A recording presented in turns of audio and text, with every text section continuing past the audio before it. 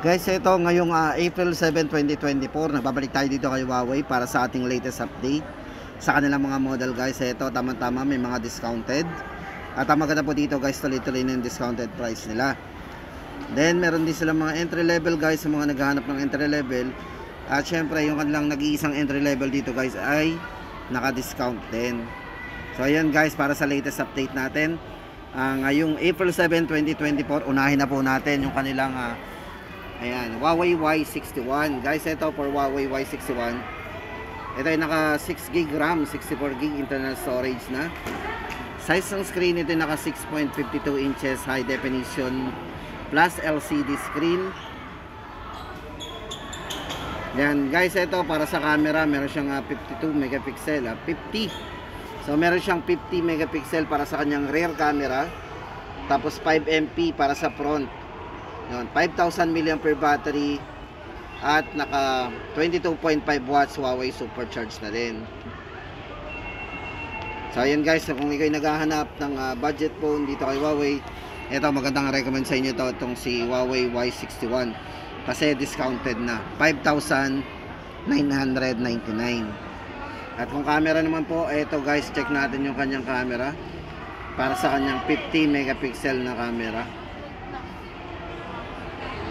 O diba, hindi na tayo lugi dito guys kasi maganda dito yung screen niya, may kalakihan din eh.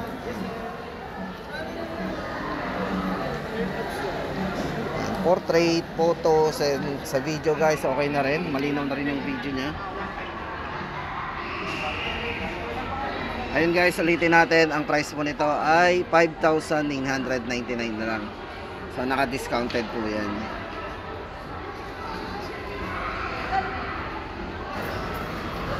Then guys, ito next natin sa mga naghahanap nga pala ng latest model. Ito guys, ang usapang bago guys dito kay Huawei, ito yung pinakabagong release po nila pagdating sa mga 10,000 below. Yan, ito Nova Y72, 9,999. Ito guys, naka 256GB internal storage na po yan, 8GB RAM. Para po sa highlights nito guys, unang-una dito yung kanyang 6,000 mAh battery. Ganong kataas yung kanyang battery. Then size ng screen naka 6.75 Huawei full view display at naka 22.5 watts fast charging na din to. Yung nga pala guys, sa mga nagtatanong ng chipset po nito, ito yung naka Kirin 710A 14 nanometer chipset ang ginamit sa kanya. At kung camera naman po guys, ito may malinaw na rin tong camera kasi ito ay naka 50 megapixel para sa kanyang main camera. Ayan, 2MP para sa macro at 8MP naman po sa kanyang front camera. Ayan guys, ang ating latest update sa mga naghahanap po dyan ng latest model po ni Huawei. Yan po, Nova Y72, 9,999. Tapos yung kanilang mga 11 series guys, ito para sa mga Nova 11 series. Ito guys, good news kasi itong mga to may mga new SRP na po. Yan, ito guys, unahin na natin yung kanilang mga ito. Unahin po muna natin tong si Nova 11i. Guys, ito dating 12,999. Ngayon po 10,999 na lang yan. Ito guys, maganda dito, naka full view screen yan, naka 6.8. Size ng screen, tapos naka 94 point yan, yung kanyang screen to body ratio. So may experience natin dito yung full screen. Yan, 48 megapixel pagdating sa kanyang main camera. Yan, check po natin yung kanyang main camera.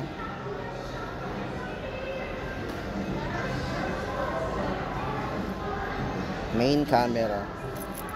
So guys, ito tama-tama ito sa mga mahilig mag-selfie, mag-camera kasi ito naka 48 megapixel high resolution camera. 16 megapixel po para sa front. Then kung sa charging naman po, ito ay naka 40 watts Huawei supercharged na din, super bilis. At yung kanyang touch sampling rate naka 90Hz refresh rate na rin. Yan guys, para sa latest update natin sa price nito, 10,999. Yan, ito guys, para sa update 10,999. Guys, ito check muna natin yung kanyang bezel. Ito pa yung naka 94.9 yung kanyang bezel, yung percent po niya, screen to body ratio, napakanipis ng kanyang bezel. Ayan guys, sa mga naghahanap po ng naka-on sale dito kay Huawei, ulitin po natin, Huawei Nova 11i, 10,999 na lang po yan. Then guys, next po natin papakita sa inyo ito. Si ano din to, good news din po to para dito kay Nova 11. Ito po dating 23,999. Ngayon po ay 19,999 naman yan. Ito naman po, pinagmamalakan ko guys yung nipis po nito pagdating sa design. Naka 6.88mm po yan. Para sa kanyang ultra thin design. Yung kanyang flat edge design. Then maganda po sa refresh rate. Naka 120Hz refresh rate po yan. At kung touch sampling rate naman po, 300 maximum. Yan. Naka 300 touch sampling rate yan. Para po sa chipset, ito may mataas na Qualcomm Snapdragon 778G 4G chipset ang ginamit sa kanya.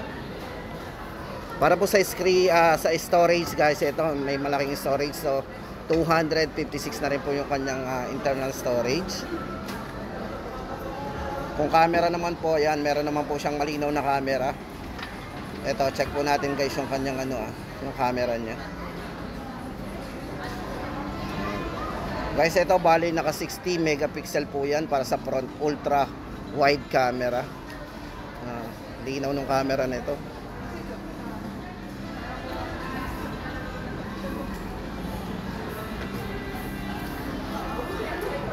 Then sa charging naman guys, naka 66 watts Huawei Supercharged Turbo na din. With 4,500 mAh battery. So guys, matagal na rin maubos yung battery natin.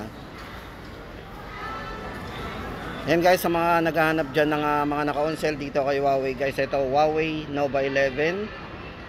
Ayan, price update po natin ay 19,999.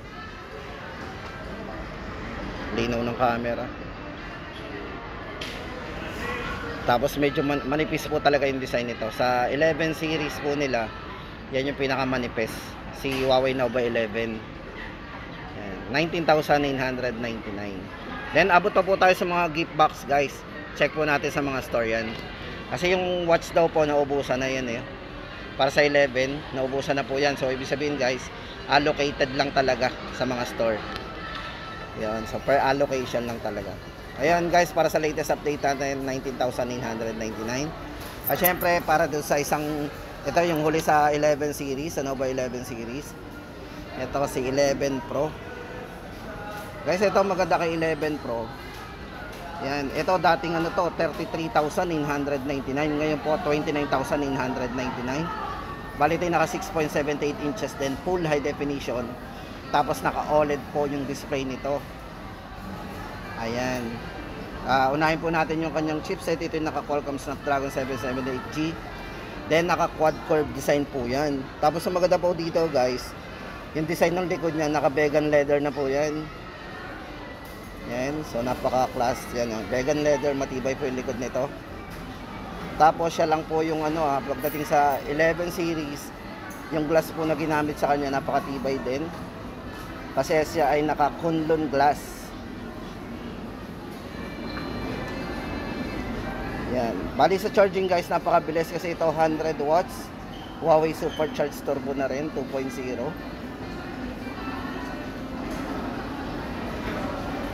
Yan. Ulitin po natin guys, sa size ng screen, ito yung naka 6.78 inches, full high definition OLED display.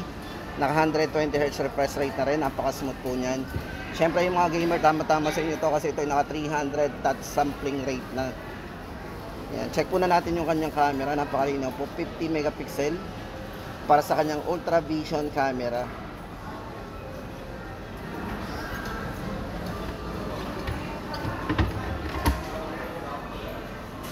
So yun guys, para sa latest update natin dito, 29,999.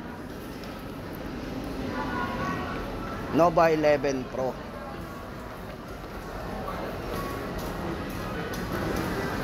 Tapos guys, ito naman ang update natin sa kanilang Mate 50 Pro. Guys, ito yung isa sa mga flagship po ni Huawei.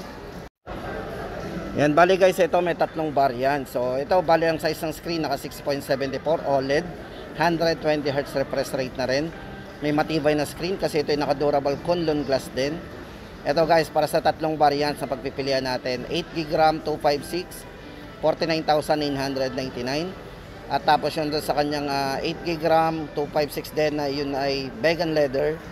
Ito pa ay 52,999. At yung kanyang 8GB RAM, 512GB internal storage, 59,999. Yun po yung color orange. So may tatlong kulay po yan eh. Ayan.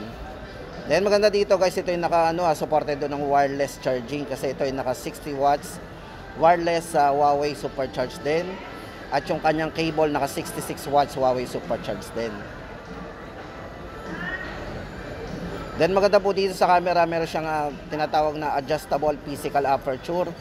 Yan, 50 megapixel para sa kanyang ultra aperture. At meron din siyang 13 megapixel ultra wide angle camera. So no need na tayo mag-adjust, camera na yung mag-adjust para sa atin. Then naka 64 megapixel para sa kanyang telephoto camera. At yung kanyang 13 megapixel para sa ultra angle camera. Yan guys, so kahit itutok natin yan, gamitin natin yung macro, napakaliwanag. O diba, tapos yun ayan layo niya, sobrang liit, halos hindi natin mabasa, pero dito sobrang liwanag.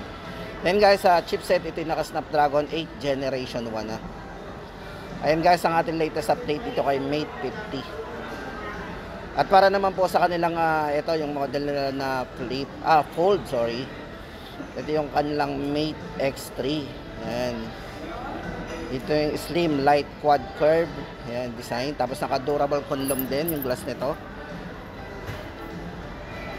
Ayan, meron din siyang 5-time optical zoom. So ito guys yung kanilang pinaka-fold sa mga naghahanap po ng fold dyan. Kung mahilig din po kayo sa camera, pwede rin po itong pang camera kasi yung camera nito, napakalinaw po ng camera na to guys. Yung kanilang fold na. Yan, sa naghahanap ng malaking screen, check mo natin yung camera, sobrang liwanag, grabe. Sobrang linaw.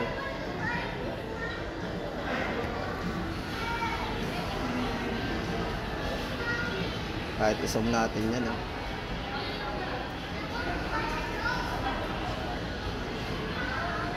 Tapos diretso rin po yan sa cover screen. Kung ano yung ginawa natin, same na yan. Tapos napaka-flat po ng design nito. Sa likod guys, naka leather din po yung likod niyan, naka vegan leather din.